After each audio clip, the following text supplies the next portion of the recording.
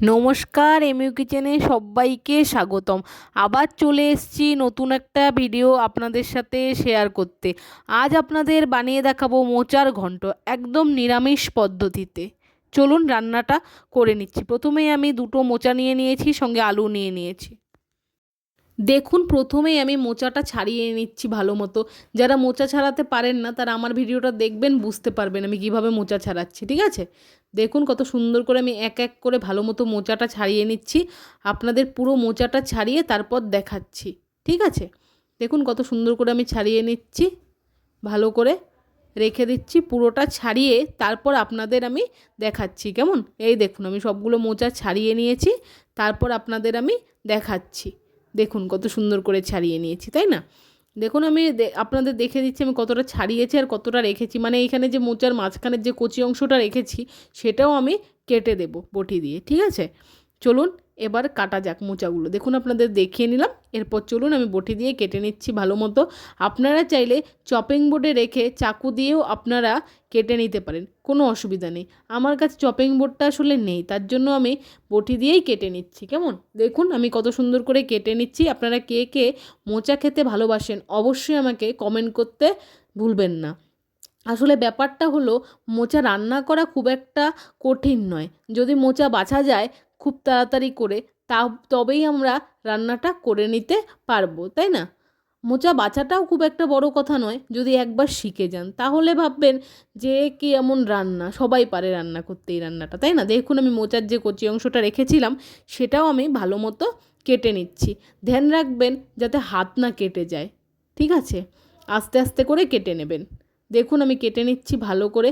আপনারা চাইলে এরকম করে গোল গোল করে মাঝখানে একটুখানি খণ্ডিত করে রেখে দিতে পারেন, কোনো অসুবিধা নেই। খণ্ডিত মানে ওই তো টুকরো টুকরো করে আর কি। আমি একটু ভালো মতো বলার চেষ্টা করলাম যাতে আপনারা বুঝতে পারেন, তাই না? দেখুন কত সুন্দর করে আমি কেটে নিচ্ছি। আপনারা কে কোথা থেকে আমার ভিডিও দেখছেন অবশ্যই আমাকে কমেন্টে জানাতে ভুলবেন না। দেখুন আমি কেটে নিচ্ছি কত সুন্দর করে সবগুলো। দেখুন মোচাটা কাটা হয়ে গেছে আমার। এরপর আমি একটা বাটি নিয়ে নিয়েছি আর অল্প জল নিয়ে নিয়েছি, তার মধ্যে পরিমাণ মতো নুন দিয়ে দিয়েছি আর পরিমাণ মতো হলুদ গুঁড়ো দিয়ে ভালো মতো গুলে নেব। দেখুন আমি দিয়ে দিয়েছি, দুবার হলুদ দিয়েছি একটু পরিমাণ মতো, হলুদটা কম হলে ভালো হবে না। ঠিক আছে, দেখুন আমি দিয়ে দিয়েছি ভালো মতো। এরপর ভালো মতো জলের সাথে নুন আর হলুদটা গুলে এর মধ্যে আমি মোচাগুলো দিয়ে দিব। কিছুক্ষণ মোচাটা একটুখানি ভিজিয়ে রেখে তারপর একটা কড়াইয়ের মধ্যে আমি মোচাটা সেদ্ধ করে নেব। কেমন, দেখুন আমি ভালো মতো দিয়ে দিয়েছি মোচাটা এই জলটার মধ্যে।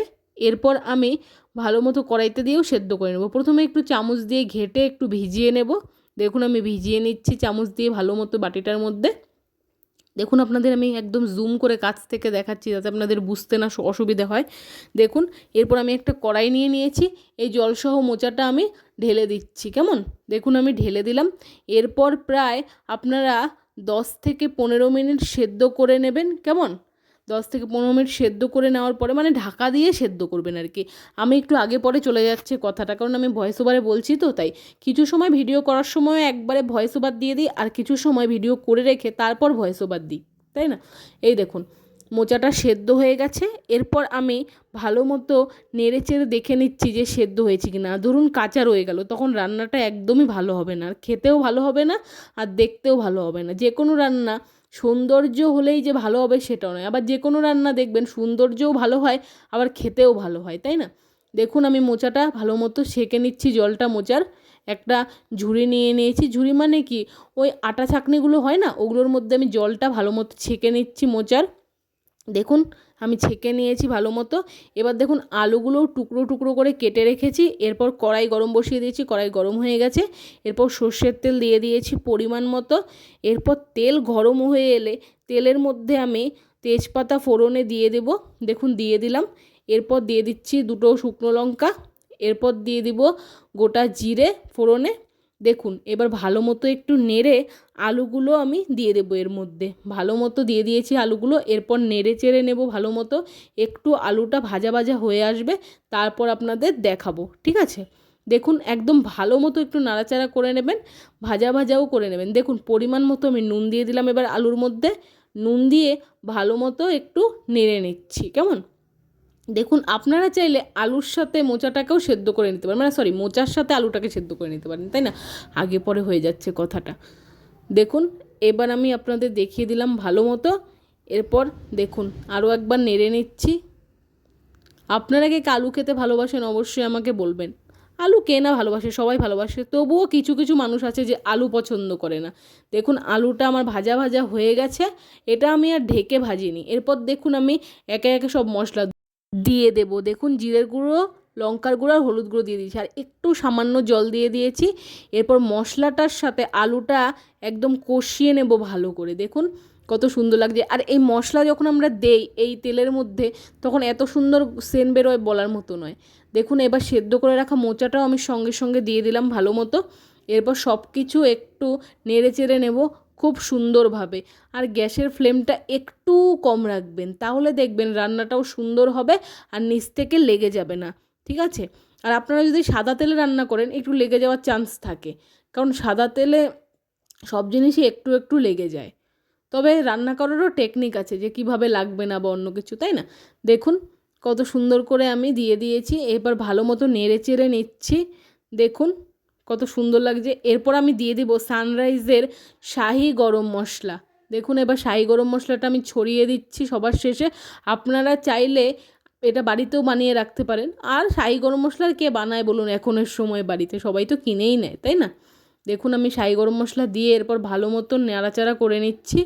দেখুন কত সুন্দর হয়েছে, দেখতে পাচ্ছেন তো? দুটো মোচা নিয়েছিলাম, কতটুকু হয়েছে দেখতে আপনারাই বলুন, দুটো মোচাতে কতটুকু হলো, তাই না? দেখুন কত সুন্দর লাগছে, আর রান্নাটাও খুব সুস্বাদু হয়েছিল। দেখুন কত সুন্দর লাগছে দেখতে।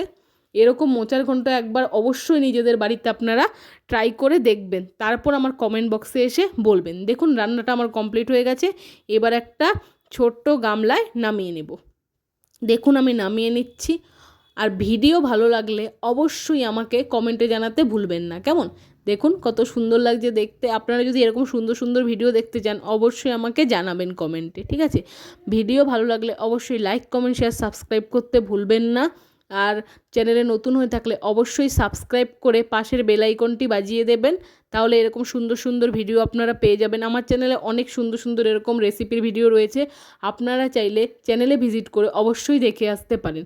আপনারা যদি চান সবসময় আমার ভিডিও দেখতে, তাহলে ওই যে বেল আইকনটা প্রেস করতে বললাম, আমি যখনই ভিডিও পাবলিক করব আপনাদের কাছে নোটিফিকেশান পৌঁছে যাবে এই দিদির ভিডিওর। আর যদি আপনারা চান সব ভিডিও নতুন করে দেখতে অবশ্যই আমার চ্যানেলে ভিজিট করবেন আর দেখবেন। আবার আসছি নতুন একটা ভিডিওর সাথে। ধন্যবাদ, সুস্থ থাকবেন, ভালো থাকবেন।